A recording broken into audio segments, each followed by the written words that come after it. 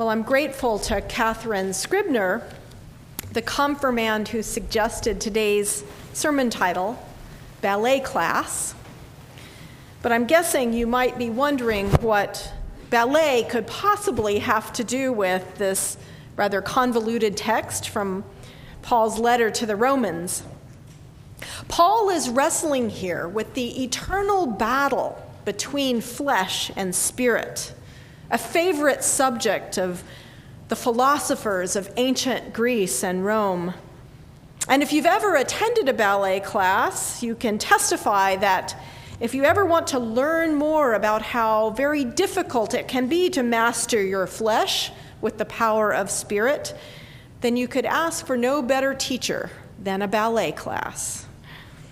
How many of you have studied ballet? A few of you? Yes. Well, if you've never studied ballet, just think back to the last time you tried to master a sport that requires as much precision and grace as ballet. There are many of them: golf, baseball, basketball, even football. Some NFL coaches I've heard send their players to ballet class to increase their balance and agility. But what a killer ballet we witnessed last Sunday afternoon in the men's tennis finals at Wimbledon. After nearly 5 hours of running and leaping and diving and twisting, it ended with the Spanish champion flat on his back and the Swiss runner-up looking like it would take him a few weeks of sleep to recharge his body. If that match proved anything, I think it showed us all beyond any doubt that spirit does have the power to triumph over the flesh.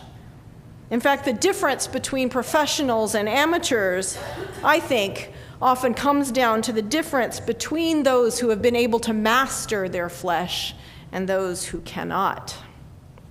Well, like many girls of my generation, since I wasn't allowed to play Little League, my first experience of trying to master my own body was ballet class, Miss Apple's tap and ballet class, to be precise. I remember the excitement I had when my mom took me to the department store and we picked out my black leotard and my ballet pink tights, and how she sat and she sewed on the little strap of elastic so the shoes wouldn't fall off my feet. I couldn't wait for the first day of class because I had seen the Nutcracker on TV, and I was ready to twirl and leap and just generally dazzle all audiences with my performance as the Sugar Plum Fairy. Ah, such was my dream. Unfortunately, Miss Apple took one look at our class of fresh-faced little first graders and literally sized us up. She lined us up by size. She informed me that I did not have a ballet body. I learned that I had chunky ankles and knees, flat feet, and no turnout whatsoever on the left side. You know, thanks to my sprained ankle last spring and some x-rays, I learned that it's actually a birth defect. But little did I know, because I tried hours and hours of stretching to try to get it just right. Even though I was a perfect size 6 at age 6, I was told that I was way too fat. It was horrible. None of us thought to tell our moms what an awful person she was. But after 2 years of ballet class, I finally dropped out and took up the piano. Now, I know there was a lot that was wrong back then. In the 1960s, it wasn't necessarily the best age for women's body images. Twiggy was a role model for all. But the truth is, the bending and shaping and abusing of the feminine body has a long and ugly history. I grew up in the bedroom next door to my 1883 vintage grandmother Leela, who began each of her days by squeezing into her corset. And she was very proud of her dainty size 2.5 feet. She was only 4'10". But she never would have been able to find ladies' high heels to fit her if not for the Chinese practice of breaking and binding little girls' feet into a perfect lotus shape. It was from San Francisco's Chinatown that my grandmother mail-ordered her shoes. Misogynistic thinking, anti-woman, anti-flesh thinking was a huge part of world history. And I think Paul inadvertently in this text perpetuates this kind of dualism. And I say unintentionally because women and men have both been at war with the female body for generations, as they have been with that grandmother of all grandmothers whom we know as Mother Nature.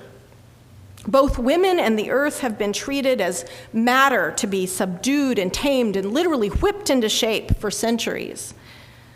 So to understand the truth of this passage better, we really have to review some rather strange facts of life in the Mediterranean world in Paul's day. We don't realize this, but women back then were associated so strongly with the flesh and men so exclusively with the spirit that many classical philosophers actually spent hours arguing about whether or not women, like dogs, actually had souls. This wasn't true in Jewish theology. If you've ever wondered why there are so many statues of naked men from those days of ancient Rome, when the goddesses, for instance, were draped in folds of lovely marble, then you should know that the female form back then was considered unattractive because of its association with earthly matter and the mortality of flesh. Sarx is the Greek word for flesh. It even sounds ugly. It's where we get our word sarcophagus, the limestone box that was thought to expedite the decay and the decomposition for the flesh of corpses. Plato and others like him taught that the material world, and indeed all of womankind, was base and inferior, and it's why in that culture male homosexuality was so celebrated and so soundly denounced by Paul. Many believed there, as I say, unlike in Judaism, that spiritual and intellectual transcendence could come through union with the superior male form. But my point is, this passage is loaded with dualism that was appropriate for its time. Sinful flesh versus the spirit, things of the flesh versus things of the spirit, and the law of the Spirit of life in Jesus Christ versus the law of sin and death. Paul made it clear where he stood in this all-important philosophical issue of his time, the fight of spirit and matter. He writes, "To set the mind on the flesh is death, but to set the mind on the spirit is life and peace." As an educated Roman citizen, Paul knew his letter's audience of Roman Christians and almost converted Roman Christians, I suppose, were likely to understand this line of thinking. He knew the triumph of spirit over flesh would appeal to those familiar with Hellenistic philosophy. But it's a real mistake, I think, to assume his words mean that today we should hate our own flesh or practice self-denial in order to seek spiritual status, as Christians we know have done over the ages, hermits and ascetics.